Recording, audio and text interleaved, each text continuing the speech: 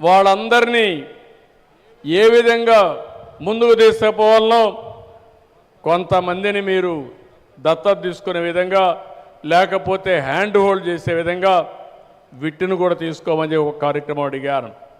అది కూడా చేయమని చెప్పి ఒక రిక్వెస్ట్ చేశాను. అదే మరి ఇంకొక పక్కన skill development, technology penetration, online offline training కూడా పెట్టని చెప్పి కోరాను. ఇవన్నీ కూడా ఆలోచిస్తామన్నారు.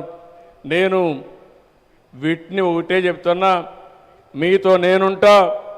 ఈ రాష్ట్ర అభివృద్ధికి, ఈ దేశ అభివృద్ధికి మీరు సహకరించండి.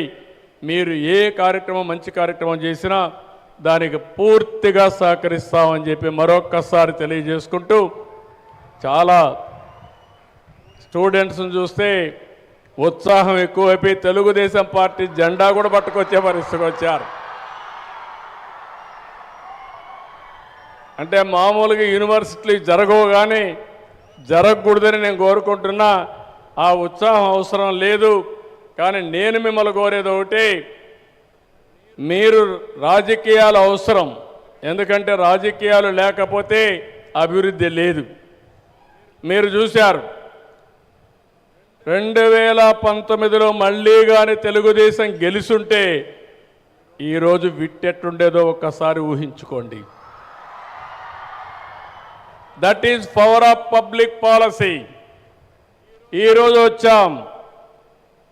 ఈరోజు మీరు చూడబోతున్నారు ఎగ్జాక్ట్గా 7 సంవత్సరాల్లో 50,000 మంది స్టూడెంట్స్తో విట్ కళకళలాడబోతుంది Amaravati. That is the target I have given for him. దీనివల్ల 12,000 కోట్ల రూపాయలు ఎకనామిక్ యాక్టివిటీ వస్తుంది. డైరెక్ట్గా ఇండైరెక్ట్గా 15,000 మందికి ఉపాధి అవకాశాలు కలుగుతాయి. అభివృద్ధి అంటే, సంపద సృష్టించడం అంటే